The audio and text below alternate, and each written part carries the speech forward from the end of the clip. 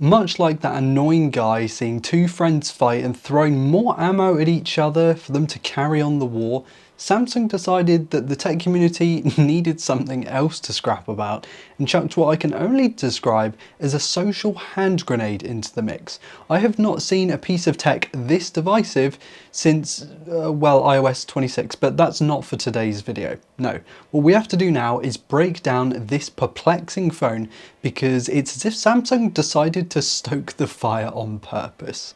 Hey guys, I'm Ryan Thomas, and I'm not gonna lie, this phone is incredibly confusing. So much that it seems half the internet is questioning its entire existence, and the other half loves it so much it's like a breath of fresh air. So who's actually right? Well, let's just start off with the facts. This is an $1,100 phone with a big old screen, a small old battery, some of the highest end performance components, and a small mixture of big and little cameras. The headline specs are the weight and the Z dimension, which compared to most phones in its class, make it a very thin and light phone. Okay, seems simple enough, right? So what's all the fuss about? By the way guys, we're really trying to hit 500,000 subscribers, so if you wouldn't mind hitting that button, it would mean a lot to us. Thank you very much. Let's just jump straight into it. There are a couple of big concerns about this phone.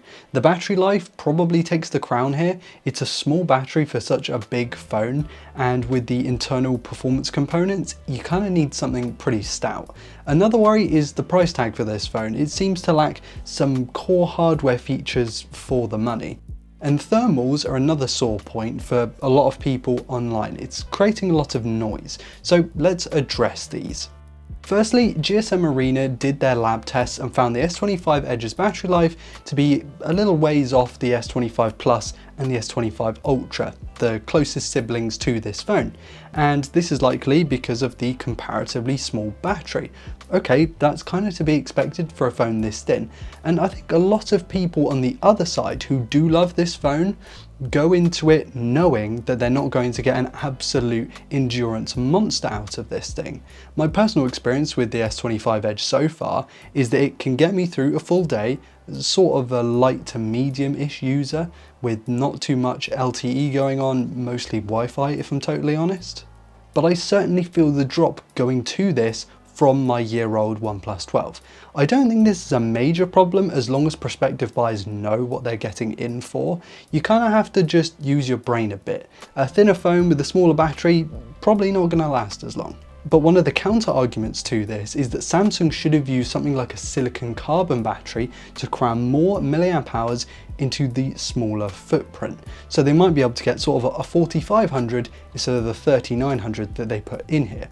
And whilst I do agree with that sentiment, given the fact that the S25 lineup already didn't have silicon carbon batteries, I was not expecting this thing to come with one either, and I will be shocked if the next generation, the S26, including the Edge, doesn't have silicon carbon batteries by that point. And Samsung, come on man, give us faster charging. Sure, charging overnight, you're not going to have a problem with this wired or wireless, but I just feel like for the money, it needs to be better. This is a personal dig, not one that I've seen too much of online. Okay, next point. It's an $1,100 phone and its hardware is a bit of a mixed bag. And what I mean by this is that we have a big 200 megapixel primary camera from the S25 Ultra, the worst ultra-wide camera from the Plus, and no telephoto to speak of at all, and the screen is similarly closer to the Plus than it is the Ultra, along with a somehow Snapdragon 8 Elite. This phone doesn't seem to know what it is. Is it a true flagship? Is it an enthusiast phone? Is it more for the mainstream?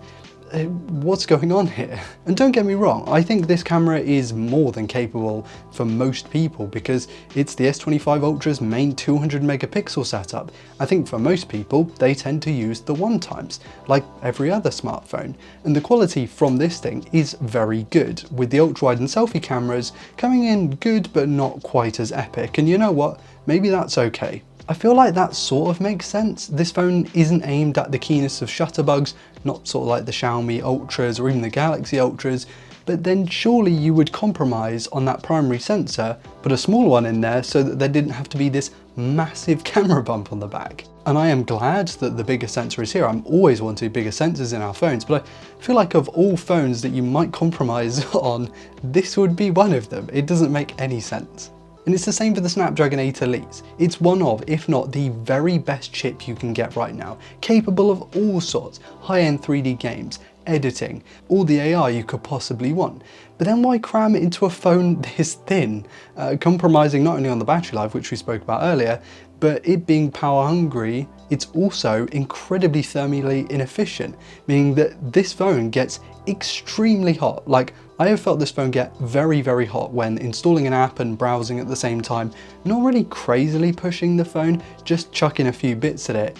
And it's just such a strange one for me. It gets extremely hot when using GPS in the car.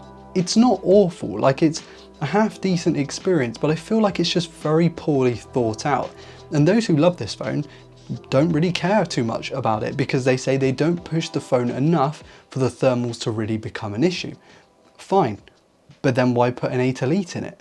And there are lots of things to love about the S25 Edge. I mean, that display, you know, in typical Samsung fashion, it is a phenomenal OLED. It's bright, it's fluid, it's sharp, it's really nicely tuned, so it's lovely and vivid. And the equally thin bezel surrounding it, I also really like. I also like how this phone feels in the hand. You know, the weight savings and the Z-axis savings you really do feel coming from basically any phone from the last 5 years, especially from its bigger sibling, the S25 Ultra. It feels really nice in the hand. But here comes two more issues. One, it's a big phone, a thinner one, but a big one. And I guess that's because most people seem to want big phones. Fair enough, sales figures have reported as much, but I feel like it's a missed opportunity to make something that's truly small, closer to sort of a 6.2 or a 6.3 inch phone. Countering that argument, then the battery would basically be impossibly small, minute, and you would never get a day out of it. But I just feel like if you're going to make a thin phone, why not make it smaller? I'm not really sure on that one. And then there's the fact that as soon as you put a case on this expensive, delicate investment, you practically ruined the one purpose that this phone had. I mean, sure, this phone with a case on is still going to be thinner and lighter than an Ultra with a case on, but you're still chipping away at what is its key selling point at the moment. Hot take, but I think that this phone is more like a Galaxy Z than a Galaxy S. This feels like the luxury product, you know, similar to the Z Fold and the Z Flip, that has its own form factor or its own thinness, I guess, and it has justifications behind that, but clearly separates itself from the main S lineup. There is certainly a place in the market for this phone, and I get why they made it. Apple was rumoured to be replacing its Plus model with an Air variant later in the year, and Samsung wanted to get its version of that to market first, and it did that. And I also understand why people like this phone. It feels refreshing in the hand, even if it is a pretty big form factor, but it feels like less of a burden in your pocket, in your hand, in your bag. And there's something to be said for wanting less of a brick when carrying around your smartphone, but I think the execution of it was kind of poorly thought out.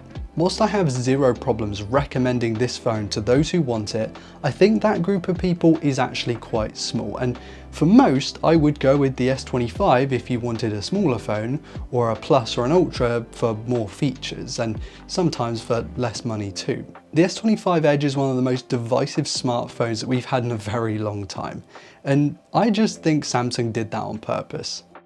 Guys, I have to hear from you. Please, delicately go into the comments, try not to fight. Are you an edger? I mean, do you like the Galaxy Edge?